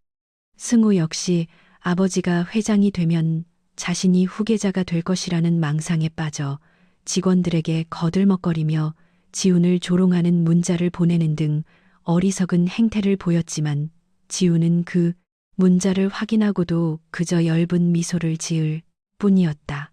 폭풍전야와 같은 고요함 속에 태진그룹 본사 회의실에는 긴장감이 감돌았고 드디어 운명의 주주총회를 알리는 종소리가 울려 퍼지며 모든 이들의 시선이 연단으로 집중되었다. 지우는 단정한 차림으로 자리에 앉아 주머니 속의 녹음기를 만지며 자신의 차례가 오기를 기다렸고, 그것은 태진의 역사를 새로 쓰고 악의 축을 뿌리 뽑는 위대한 반전의 서막이었다. 지훈이 단상에 오르는 순간 회의실은 소란스러워졌지만, 그가 마이크를 잡고 입을 여는 순간 장내는 순식간에 찬물을 끼얹은 듯 조용해졌으며, 그의 목소리는 그 어느 때보다 단호하고 울림이 컸다. 그는 준비해온 자료들을 화면에 띄우며 한태석 부회장이 그동안 자행해온 비자금 조성과 유정 상무에 대한 명예훼손의 진실을 낱낱이 공개하기 시작했고, 회의실 곳곳에서는 경악의 목소리가 터져 나왔다. 한태석은 당황하여 소리를 지르며 지훈을 끌어내리려 했으나 이미 경호원들에 의해 제압당했고, 지훈은 마지막으로 엄마의 녹취록을 틀어 현장의 모든 주주에게 진실의 목소리를 들려주었다. 녹취록이 끝남과 동시에 주주들은 기립 박수를 보내며 지훈의 용기를 칭송했고, 한태석 일가는 자신들이 파놓은 함정에 빠져 비참한 몰락의 길로 접어들게 되며, 지훈은 비로소 태진의 새로운 태양으로 떠올랐다. 주주총회의 소란이 한 차례 휘몰아치고 간 태진그룹 본사의 밤은 기묘할 정도로 정적에 휩싸여 있었지만, 지훈의 사무실 창가에는 여전히 불이 꺼지지 않은 채 차가운 도시의 야경을 응시하고 있었다. 승리의 기쁨도 잠시뿐이었고, 지훈의 가슴 속에는 어머니 유정의 죽음을 둘러싼 의문사라는 거대한 바위덩어리가 여전히 무겁게 자리 잡고 있었기에 그는 한시도 마음을 놓을 수 없었다. 적들은 코너에 몰렸지만 상처 입은 맹수처럼 언제든지 다시 달려들 준비를 하고 있었으며, 지훈은 그들의 숨통을 완전히 끊어놓을 결정적인 증거를 찾아야만 했다. 지훈은 비서실을 통해 입수한 15년 전에 회계 장부들과 당시 사고 차량의 정비 기록들을 책상 위에 넓게 펼쳐놓고 돋보기를 든 채 숫자 하나하나에 숨겨진 추악한 진실을 추적하기 시작했다. 지훈이 주목한 것은 사고가 발생하기 불과 사흘 전 유정의 차량이 정기 점검을 받았던 기록이었는데, 당시 정비를 담당했던 업체가 태진그룹의 하청업체 중 하나인 K모터스라는 사실을 확인했다. 더욱 수상한 점은 사고 직후 해당 업체가 흔적도 없이 폐업했으며, 사장이었던 김 씨는 거액의 퇴직금을 챙겨 해외로 도주했다는 정보가 지훈의 예리한 레이더망에 포착된 것이었다. 지훈은 이것이 우연이 아님을 직감하고 당시 송금 내역을 추적했는데, 자금의 출처가 한태석 부회장의 개인 비자금 계좌인 TJ 캐피털에서 흘러나왔다는 명백한 물증을 확보하게 되었다. 그는 떨리는 손으로 서류를 움켜쥐며 자신의 어머니가 단순한 사고가 아니라 계획된 살인의 희생양이었다는 사실에 분노를 넘어선 서늘한 공포와 전율을 느끼며 입술을 세게 깨물었다. 그는 즉시 한태진 회장의 서재로 달려가 이 충격적인 발견을 보고했으며, 노 회장은 동생의 이름이 거론되자마자 얼굴이 창백하게 질린 채 서재의 가죽 의자에 깊숙이 몸을 묻으며 깊은 탄식을 내뱉었다.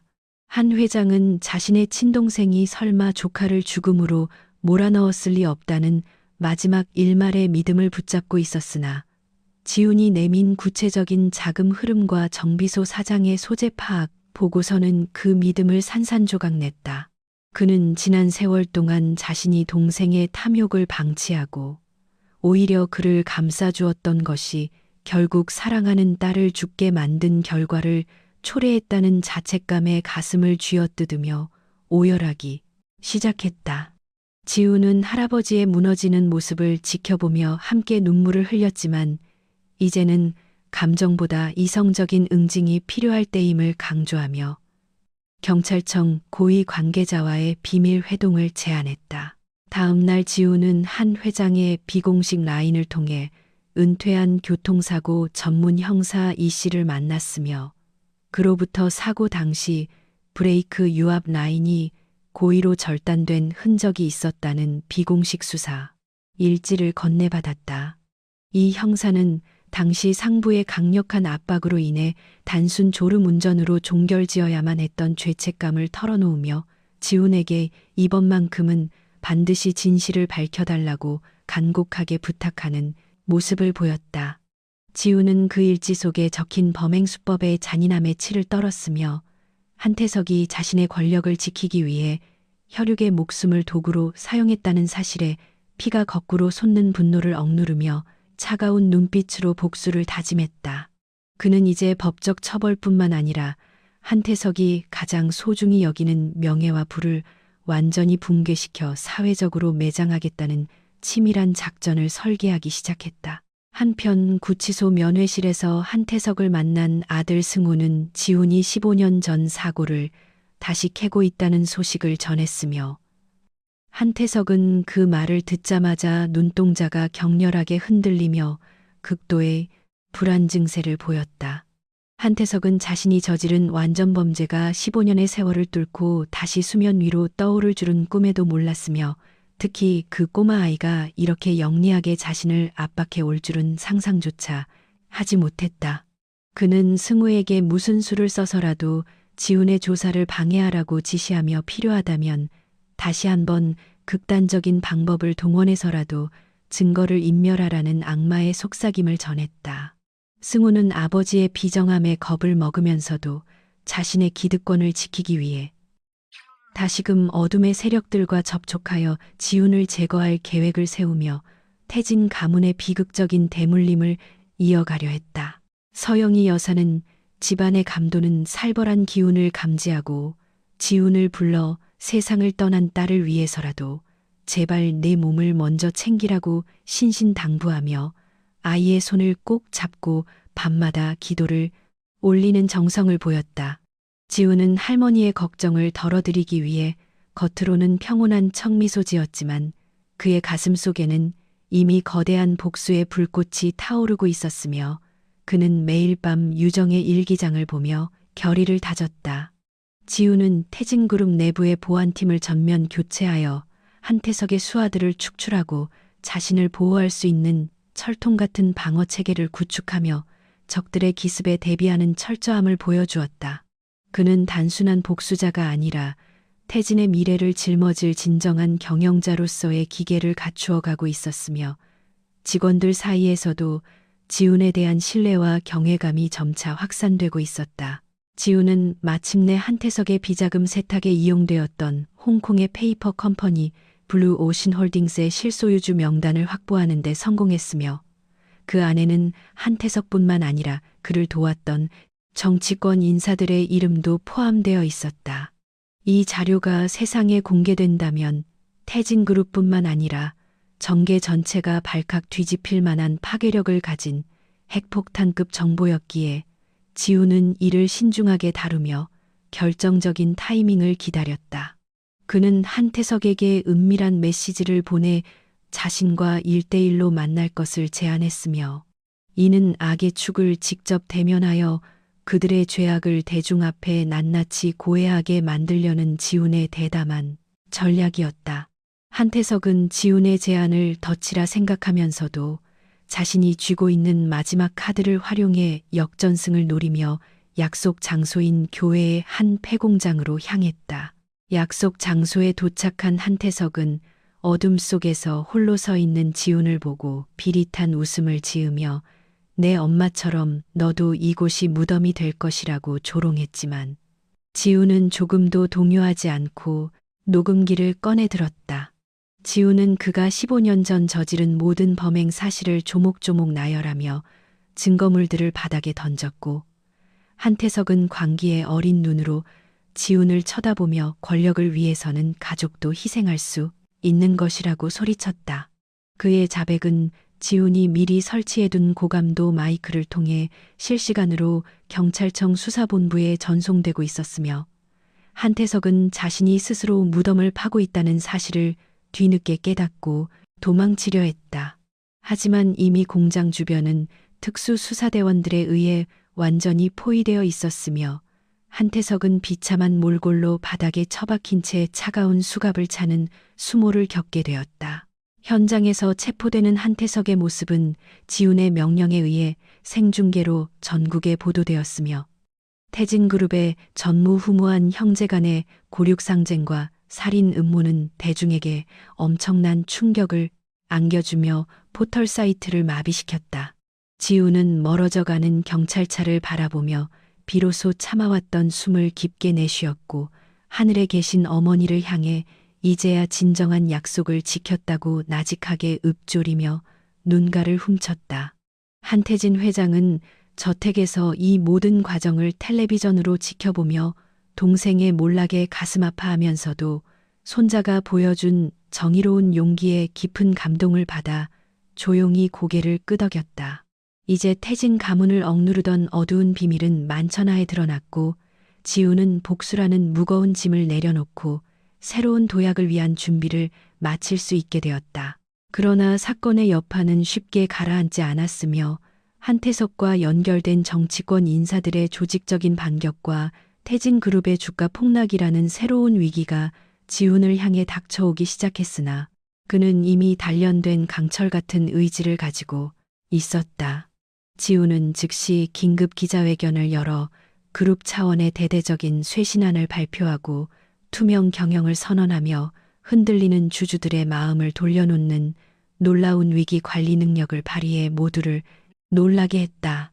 그는 자신의 사재를 털어 피해자들을 위한 재단을 설립하고 사회적 책임을 다하는 기업으로 거듭나겠다는 구체적인 청사진을 제시하며 태진의 브랜드 이미지를 다시 세우는데 전력을 다했다. 서 여사는 그런 지훈의 뒷모습에서 죽은 유정의 열정과 한 회장의 카리스마를 동시에 발견하며 우리 지훈이가 정말 다 컸구나 하며 대견해하는 눈빛으로 소년을 바라보았다. 한태석의 신복이었던 일부 임원들은 여전히 지하에서 지훈을 무너뜨릴 음모를 꾸몄지만 지훈은 이미 그들의 움직임을 손바닥 보듯 파악하고 있었으며 자수하여 광명 찾으라는 최후 통첩을 보내 그들을 투항하게 만들었다. 승우 역시 아버지의 몰락 이후 술과 도박으로 세월을 보내다 결국 지훈 앞에 나타나 무릎을 꿇고 용서를 빌었으며 지훈은 그를 차갑게 외면하는 대신 최소한의 생계비를 지원해주며 인간적인 자비를 베풀었다. 지훈은 미움은 미움을 낳을 뿐이라는 할머니의 가르침을 실천하면서도 악에 대해서는 단호한 선을 긋는 진정한 리더의 면모를 보여주어 주변의 존경을 한몸에 받았다. 태진의 성벽 안에서 벌어지던 피비린내 나는 전쟁은 이제 지훈의 승리로 일단락되었고 새로운 질서가 자리 잡기 시작하면서 그룹은 빠르게 안정을 찾아갔다.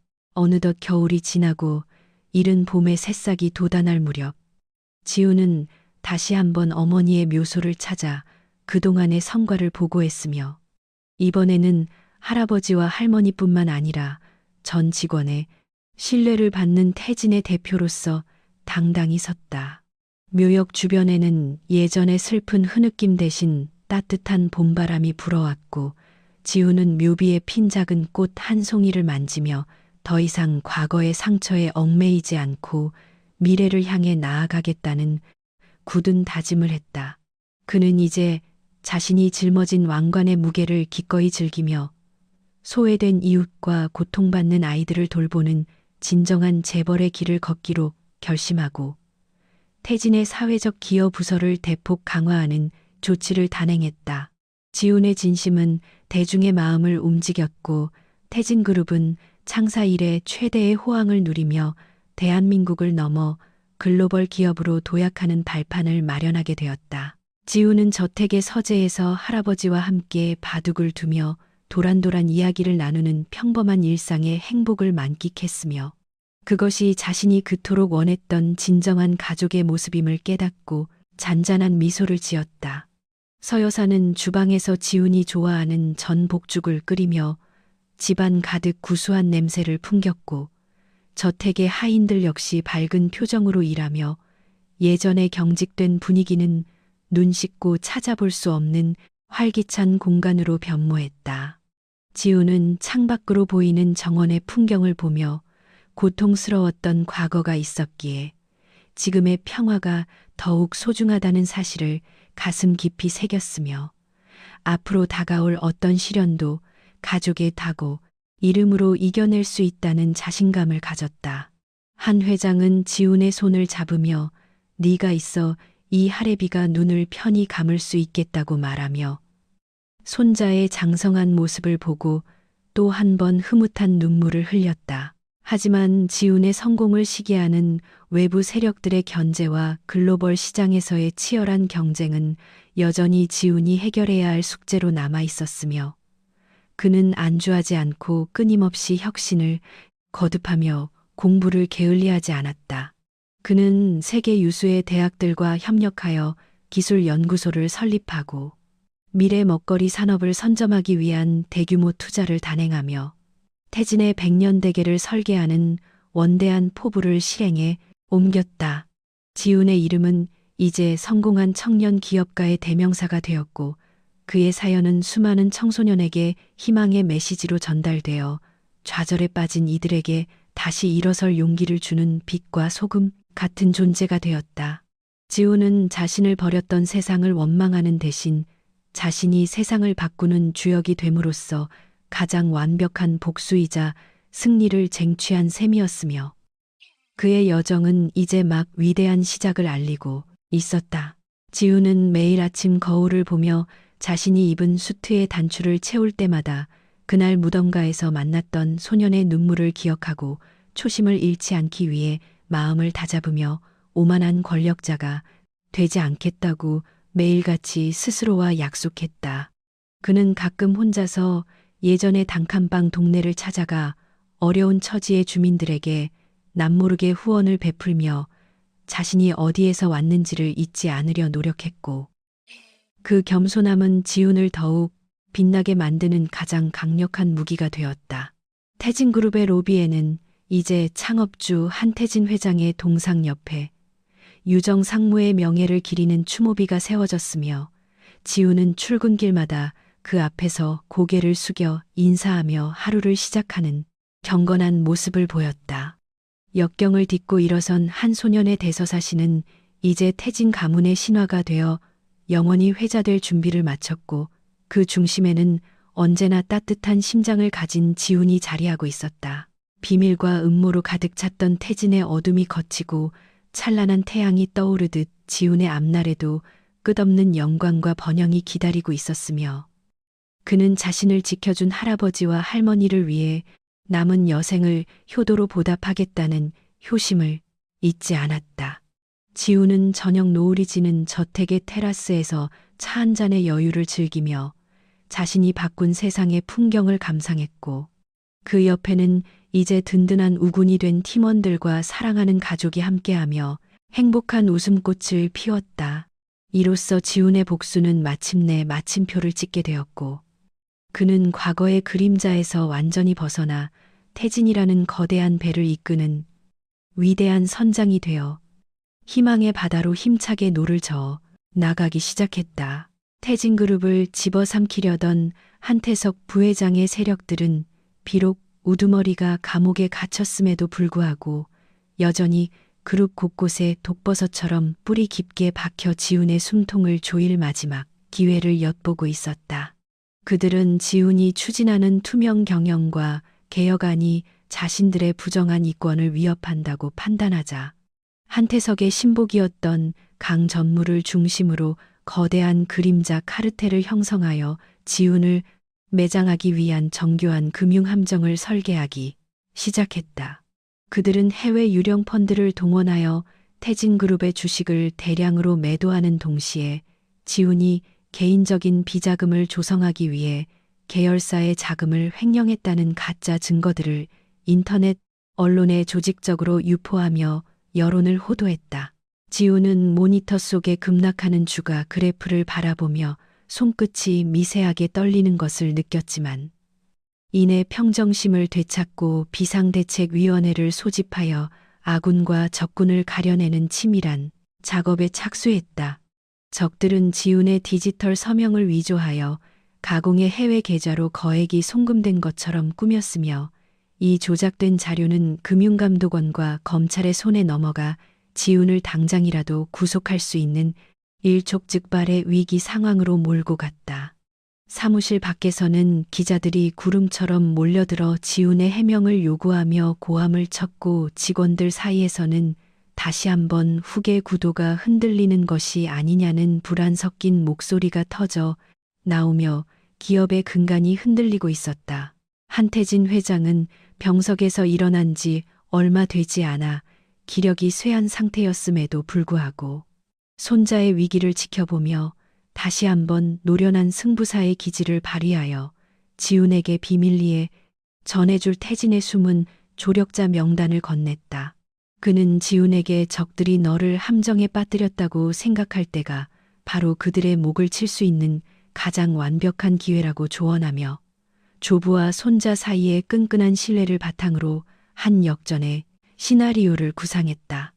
노 회장은 평생을 바쳐 일군 태진이 한순간의 음모로 무너지는 것을 용납할 수 없었으며, 자신의 모든 인맥과 자금력을 동원하여 지훈이 마음껏 반격할 수 있는 든든한 방패막이가 되어주기로 결심하고 전면에 나섰다. 지훈은 강 전무가 포섭한 내부 밀고자를 역이용하기로 결심하고 자신이 마치 적들의 함정에 빠져 당황하는 것처럼 연기하며 그들이 안심하고 마지막 패를 던지게 만드는 고도의 심리전을 펼치기 시작했다. 그는 검찰 조사에 당당히 임하면서도 뒤로는 화이트 해커팀을 고용하여 적들이 조작한 디지털 증거의 원본 서버 위치를 추적했으며, 그들이 소통했던 암호화된 메신저의 대화 내용을 복구하는 데 성공했다.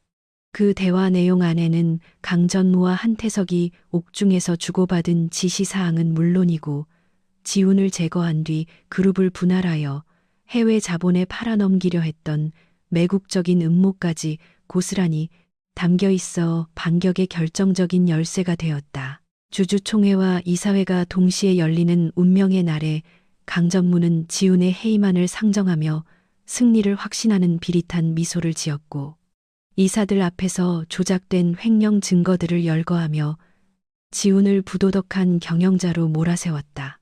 그는 지훈이 태진의 명예를 실추시켰으므로 당장 경영권에서 물러나야 한다고 강력히 주장했으며, 일부 매수된 이사들이 이에 동조하며 회의장은 순식간에 지훈을 성토하는 비난의 장으로 변모하고 말았다. 지훈은 묵묵히 그들의 공격을 받아내다가 마침내 발언권을 얻어 단상에 올랐으며, 그의 눈빛은 그 어느 때보다 차갑고 날카로운 지성의 불꽃으로 타오르며 장래를 압도하는 카리스마를 뿜어냈다. 지훈은 준비해온 대형 화면에 강전무 일당이 증거를 조작하는 과정이 담긴 CCTV 영상과 서버 로그 기록, 그리고 그들이 나눈 추악한 대화 내용들을 하나씩 공개하며 회의실을 충격과 경악의 도가니로 몰아넣었다. 특히 강 전무가 해외 펀드와 결탁하여 태진그룹의 핵심 기술을 팔아넘기려 했던 계약서 초안이 공개되자 중립을 지키던 이사들마저 분노하여 자리를 박차고 일어나 강 전무를 향해 거센 비난을 쏟아내기 시작했다. 강 전무는 안색이 흑빛으로 변하며 변명을 하려 했으나 지훈이 제시한 완벽한 물증 앞에서는 그 어떤 거짓말도 통하지 않았으며, 그는 자신이 파남정에 스스로 발이 묶인 가련한 신세가 되고 말았다. 이때 회의실에 육중한 문이 열리며 휠체어를 탄 한태진 회장이 등장했고, 그는 위험 있는 목소리로 태진의 진짜 적은 외부에 있는 것이 아니라 내부에 숨어 있는 탐욕스러운 배신자들이라고 일갈하며 장내의 공기를 얼어붙게 만들었다. 한 회장은 강 전무를 포함한 비리이사 전원의 해임과 영구 제명을 선언했으며, 현장에 대기하고 있던 검찰 수사관들에게 확보한 모든 증거물을 넘기며 즉각적인 체포를 요청하는 단호함을 보여주었다. 수갑을 찬 채 끌려나가는 강 전무의 뒷모습을 보며 지훈은 비로소 태진을 짓누르던 어둠의 그림자가 걷히고 있음을 느꼈고, 주주들은 지훈의 영민함과 용기에 기립 박수를 보내며 새로운 시대의 서막을 축복했다. 사건이 일단락된 후 주가는 지훈의 결백이 증명됨과 동시에 투명 경영에 대한 기대감으로 급반등하여 사상 최고치를 경신했으며, 태진그룹은 오히려 이번 위기를 통해 부패한 조직을 도려내고 건강한 체질로 개선되는 전화복복의 계기를 맞이했다. 지우는 승리에 도취하지 않고 곧바로 피해를 입은 소액 주주들을 위한 보상책을 발표하고 그룹 내부의 감시 시스템을 강화하는 후속 조치를 단행하여 시장의 신뢰를 공고히 다지는 경영자로서의 면모를 보여주었다. 서영이 여사는 집으로 돌아온 지훈을 끌어안으며 이제야 비로소 우리 딸 유정이의 한을 풀고 가문을 바로 세웠다며 기쁨의 눈물을 흘렸고 저택에는 오랜만에 진정한 평화와 웃음꽃이 피어나기 시작했다. 한태석은 옥중에서 강 전무의 체포와 자신의 모든 계획이 수포로 돌아갔다는 소식을 듣고 절망감에 휩싸여 벽을 치며 통곡했으나 이미 되돌릴 수 없는 파멸의 길에 들어섰음을 깨닫고 비참하게 무너져 내렸다. 그의 아들 승우 역시 모든 재산이 몰수된 채 거리로 내쫓기는 신세가 되었으며 지우는 그들에게 법이 허용하는 최대의 처벌이 내려지도록 끝까지 감시의 끈을 놓지 않는 냉철함을 유지하며 정의의 실현을 몸소 보여주었다. 지우는 이번 사건을 통해 진정한 권력은 누군가를 짓밟는 것이 아니라 소중한 가치를 지키고 많은 이들에게 희망을 주는 것임을 깨달았으며 더욱 겸손하고 낮은 자세로 경영에 임할 것을 스스로에게 다짐했다. 이제 태진그룹 내에서 지훈의 입지는 누구도 흔들 수 없는 확고한 것이 되었으며 그는 단순한 혈연에 의한 상속자가 아니라 위기 속에서 능력을 입증한 진정한 리더로 인정받으며 임직원들의 절대적인 지지를 받게 되었다. 지훈은 전략기획 3팀 팀원들을 요직에 등용하여 자신의 개혁을 뒷받침할 든든한 우군으로 삼았으며 태진은 젊은 감각과 노련한 경험이 어우러진 최고의 기업으로 거듭나며 글로벌 시장을 향해 힘찬 발걸음을 내디뎠다. 그는 어머니의 묘소를 다시 찾아 이제는 정말 걱정하지 마시라고 그리고 자신이 만든 태진이 세상의 빛이 되는 과정을 지켜봐 달라고 기도하며 따스한 봄볕 아래서 어머니와의 영적인 화해를 완결지었다. 저녁 무렵 한 회장과 지우는 정원을 거닐며 태진의 미래에 대해 깊이 있는 대화를 나누었고 한 회장은 손자의 성장한 모습이 대견한 듯 연신 허허웃으며 지훈의 어깨를 토닥여주는 따뜻한 조부의 정을 보여주었다. 지훈은 할아버지의 가르침을 가슴 깊이 새기며 자신이 가야 할 길은 아직 멀지만 곁을 지켜주는 가족이 있기에 그 어떤 험난한 파도도 이겨낼 수 있다는 강한 확신을 가지게 되었다. 저택의 불빛은 어둠 속에서 더욱 밝게 빛났으며 그것은 태진 가문이 겪어온 시련을 이겨내고 맞이한 새로운 희망의 등대와도 같았으며 지훈의 앞날에는 오직 영광과 축복만이 가득할 것임을 예고하는 듯했다. 지훈은 자신의 방으로 돌아와 창밖의 야경을 보며 이제는 원양어선에 팔려갈 걱정을 하던 나약한 소년이 아니라 수만 명의 생계를 책임진 경영인으로서의 무게감을 기쁘게 받아들이며 내일의 업무를 준비하기 시작했다. 그는 책상 위에 놓인 어머니의 사진을 보며 미소 지었고 그 미소 안에는 과거의 슬픔 대신 미래를 향한 설렘과 자신이 일궈낸 정의에 대한 자부심이 가득 차 있었으며 그의 심장은 태진의 비전과 함께 힘차게 고동치고 있었다. 이로써 지우는 자신을 버리려 했던 세상에 대한 가장 완벽하고도 품격 있는 복수를 마쳤으며 이제는 파괴가 아닌 건설의 역사를 써 내려갈 준비를 마친 진정한 거인으로 우뚝 서게 되었다. 법의 준엄한 심판이 내려지던 날 서울중앙지방법원 대법정의 공기는 얼음장처럼 차갑고 무거웠으며 피고인석에 앉은 한태석과 강전무의 얼굴은 이미 생기를 잃은 채 잿빛으로 변해 있었다. 재판장은 그들의 죄질이 극히 불량하고 혈육마저 배신한 반인륜적인 범죄임을 강조하며 한태석에게 무기징역을, 강전무에게는 징역 20년의 중형을 선고함과 동시에 추징금 수천억 원을 명령하는 준엄한 판결을 내렸다. 방청석에 앉아있던 지우는 그 판결문을 들으며 지난 15년 동안 가슴속에 맺혀있던 응어리가 조금씩 녹아내리는 것을 느꼈고 마침내 정의가 승리했음을 온몸으로 실감하며 두 눈을 지그시 감았다. 한태석은 판결이 확정되는 순간 자리에서 주저앉아 허망한 눈빛으로 허공을 응시했으며 그가 그토록 갈구했던 부귀영화가 결국 수의 한 벌과 차가운 감옥 창살로 변했다는 사실에 뒤늦은 후회의 눈물을 쏟아냈다.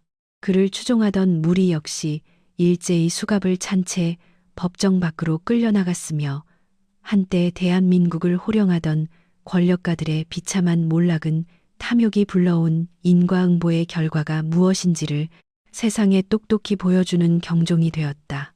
지우는 멀어져 가는 그들의 뒷모습을 보며 복수의 끝에서 느껴지는 것은 쾌락이 아니라 허탈함과 함께 다시는 이런 비극이 되풀이되지 않아야 한다는 무거운 사명감임을 깨달으며 자리를 일어섰다. 법원 청사를 빠져나오자 눈부신 햇살이 쏟아져 내렸으며 지우는 자신을 기다리던 수많은 취재진 앞에서 그룹의 모든 비리를 척결하고 진정한 상생의 경영을 실천하겠다는 짧고 강렬한 소감을 밝힌 뒤 발걸음을 옮겼다. 태진그룹 본사로 돌아온 그는 가장 먼저 자신의 집무실 책상에 놓인 어머니 유정의 사진을 향해 인사를 건넸으며 이제야 비로소 가문의 오명을 씻고 어머니의 명예를 완전히 회복했다는 안도감에 목이 메어 한참을 서 있었다. 이제 태진은 과거의 어두운 유산을 털어내고 지훈의 지휘 아래 완전히 새로운 조직으로 탈바꿈할 준비를 마쳤으며 임직원들은 변화를 두려워하면서도 새로운 리더의 탄생에 큰 기대감을 품었다. 한태진 회장은 재판 결과를 듣고 저택의 정원에서 평온하게 차를 마시며 미소 지었으며 자신의 아들이 저지른 죄를 손자가 닦아주었다는 사실에 조상님들을 뵐 면목이 생겼다며 깊은 안도의 한숨을 내쉬었다. 노 회장은 지훈에게 그룹의 전권을 공식적으로 이양하는 취임식을 준비하라고 지시했으며 이제 자신은 경영의 일선에서 물러나 손자의 든든한 조력자이자 평범한 할아버지로 남겠다는 뜻을 명확히 밝혔다. 서영이 여사 또한 지훈의 손을 꼭 잡고 고생 많았다며 네 엄마가 하늘에서 너를 아주 대견하게 바라보고 있을 것이라고 위로했고 그 따뜻한 말 한마디는 지훈이 겪어온 모든 시련을 치유하는 마법 같은 힘이 되었다. 지훈은 공식 취임식을 앞두고 대대적인 인사 개편을 단행하여 실력과 인품을 겸비한 젊은 인재들을 대거 발탁했으며 특히 자신을 끝까지 믿고 따라준 전략기획 3팀 팀원들에게 그룹의 미래를 맡기는 파격적인 행보를 보였다. 그는 권위주의를 타파하고 직원들과 직접 소통하는 열린 집무실을 운영하기 시작했으며 현장의 목소리를 경영에 즉각 반영하여 기업의 효율성과 투명성을 동시에 높이는 놀라운 성과를 거두어 업계의 주목을 받았다. 태진의 주가는 연일 고공행진을 이어갔으며 해외 투자자들은 지훈의 합리적이고 미래지향적인 리더십에 찬사를 보내며 태진 그룹을 글로벌 시장의 새로운 강자로 인정하기 시작하는 고무적인 변화가 일어났다. 지훈은 자신의 성공에만 안주하지 않고 어린 시절 자신이 겪었던 고통을 기억하며 사회적 약자를 돕기 위한 유정 희망재단을 설립하고 매년 그룹 이익의 상당 부분을 고아와 소외계층 아이들의 교육을 위해 기부하기로 약속했다. 그는 직접 보육원을 방문하여 아이들의 손을 잡고 꿈을 포기하지 말라고 격려하며 자신이 입었던 상처가 누군가에게는 희망의 불꽃이 될 수 있다는 사실을 몸소 실천하는 따뜻한 자본가로서의 길을 걷기 시작했다. 대중들은 과거의 불우한 환경을 극복하고 제국을 일궈낸 지훈의 스토리에 열광했으며 그는 단순한 기업인을 넘어 시대의 아이콘이자 청년들의 멘토로서 거대한 사회적 영향력을 발휘하게 되어 모두를 감동시켰다. 드디어 태진그룹 창립 기념일에 맞춰 거행된 지훈의 회장 취임식 날. 저택에서 정장을 갖춰 입은 지훈은 할아버지와 할머니를 모시고 행사장으로 향했으며 그의 등 뒤에는 태진의 영광스러운 미래가 후광처럼 찬란하게 비치고 있었다. 행사장에 모인 수천 명의 임직원과 내외빈들은 지훈이 등장하자마자 우레와 같은 박수를 보내며 새로운 시대의 주인공을 맞이했으며 지훈은 단상에 올라 겸허하면서도 단호한 목소리로 태진의 백년대계를 향한 원대한 포부를 선언했다. 그는 이윤 추구보다 인간 존중을 먼저 생각하는 기업이 되겠다고 강조하며 자신의 취임사가 단순한 수사가 아니라 태진의 새로운 헌법이 될 것임을 분명히 하여 참석자들의 가슴을 뜨겁게 달구었다. 취임식이 끝난 후 지훈은 가족들과 함께 다시 한번 어머니 유정의 묘소를 찾았으며 이번에는 비바람 대신 화창한 봄볕과 만개한 꽃들이 그들을 반겨주어 마치 어머니가 아들의 성공을 축복해주는 듯한 환상적인 분위기를 자아냈다. 지훈은 묘비 앞에 회장 취임 소식을 담은 신문과 재단 설립 증서를 나란히 놓으며 이제는 눈물 대신 환한 미소로 어머니께 인사를 전했고 할아버지와 할머니 역시 딸의 묘소를 어루만지며 평화로운 침묵 속에서 가족의 화합을 만끽했다. 묘역 주변을 맴도는 산들바람은 지난날의 아픔을 모두 씻어가는 정화의 바람이었으며 지훈은 그곳에서 비로소 자신의 과거와 완전히 화해하고 미래를 향한 무거운 발걸음을 가볍게 옮길 수 있었다. 한편 거리로 내쫓긴 한승우는 술에 의존하며 폐인처럼 지내다 결국 지훈이 세운 재단의 도움을 받는 아이러니한 처지에 놓이게 되었으며 지훈은 그를 외면하지 않고 최소한의 인간다운 삶을 유지할 수 있도록 배려하는 대인배의 풍모를 보였다.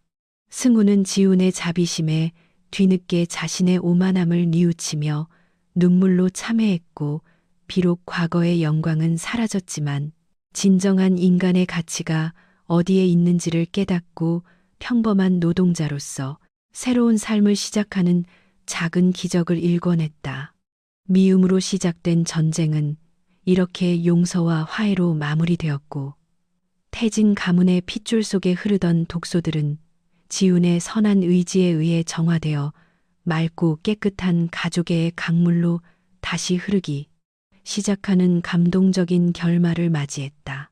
세월이 흘러 3년 후 태진그룹은 세계 10대 기업으로 성장하며 대한민국 경제의 기둥으로 우뚝 섰고 지훈은 여전히 새벽 공기를 마시며 현장을 누비는 부지런한 경영자의 표본으로 살아가며 많은 이들의 귀감이 되었다. 한태진 회장은 손자의 돌잔치에서 증손주를 품에 안고 세상에서 가장 행복한 노인이 되어 여생을 보내고 있었으며 서여사는 집안 가득 아이의 웃음소리가 울려 퍼지는 것을 보며 이것이 바로 진정한 천국이라며 기뻐했다. 지훈은 저녁 노을이 지는 저택의 테라스에서 아내와 아이의 손을 잡고 수평선을 바라보며 자신이 지켜낸 이 행복이 결코 당연한 것이 아님을 상기하고 매 순간을 감사하며 소중히 여기는 성숙한 인간으로 거듭났다. 지훈은 가끔 혼자서 어머니와 처음 만났던 그 빗속의 공동묘지를 찾아가 초심을 잃지 않았는지 스스로를 돌아보며 낮은 곳으로 임하는 자세를 다잡았고 그럴 때마다 하늘에서 들려오는 듯한 어머니의 응원을 느끼며 힘을 가득 얻었다. 그는 자신이 일궈낸 부가 개인의 것이 아니라 사회로부터 잠시 위탁받은 것임을 잊지 않았으며 끊임없는 기술 혁신과 사회 공헌을 통해 태진이라는 이름을 정의와 희망의 상징으로 역사에 깊이 각인시켰다. 한 소년의 처절한 통곡으로 시작되었던 이야기는 이렇게 찬란한 영광과 따뜻한 사랑의 대서사시로 완성되었으며 지훈의 발자취는 앞으로도 수많은 이들에게 영감을 주는 전설이 되어 영원히 빛날 준비를 마쳤다. 저택의 깊은 밤. 지훈은 서재에서 일기를 쓰며 오늘의 행복을 기록했고 창밖으로 보이는 평화로운 서울의 야경은 마치 그의 성공을 축하하는 불꽃놀이처럼 눈부시게 빛나고 있었으며 그의 가슴은 여전히 태진의 내일을 향해 설레고 있었다.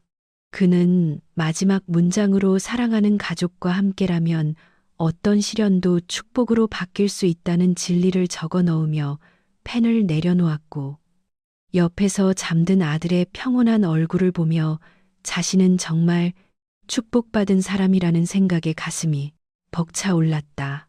이제 모든 시련은 과거의 전설이 되었고, 지훈의 앞날에는 오직 사랑과 번영만이 가득한 탄탄대로가 열려 있었으며, 태진 가문의 새로운 신화는 여기서 마침표를 찍고 영원한 안식과 평화 속으로 스며들었다.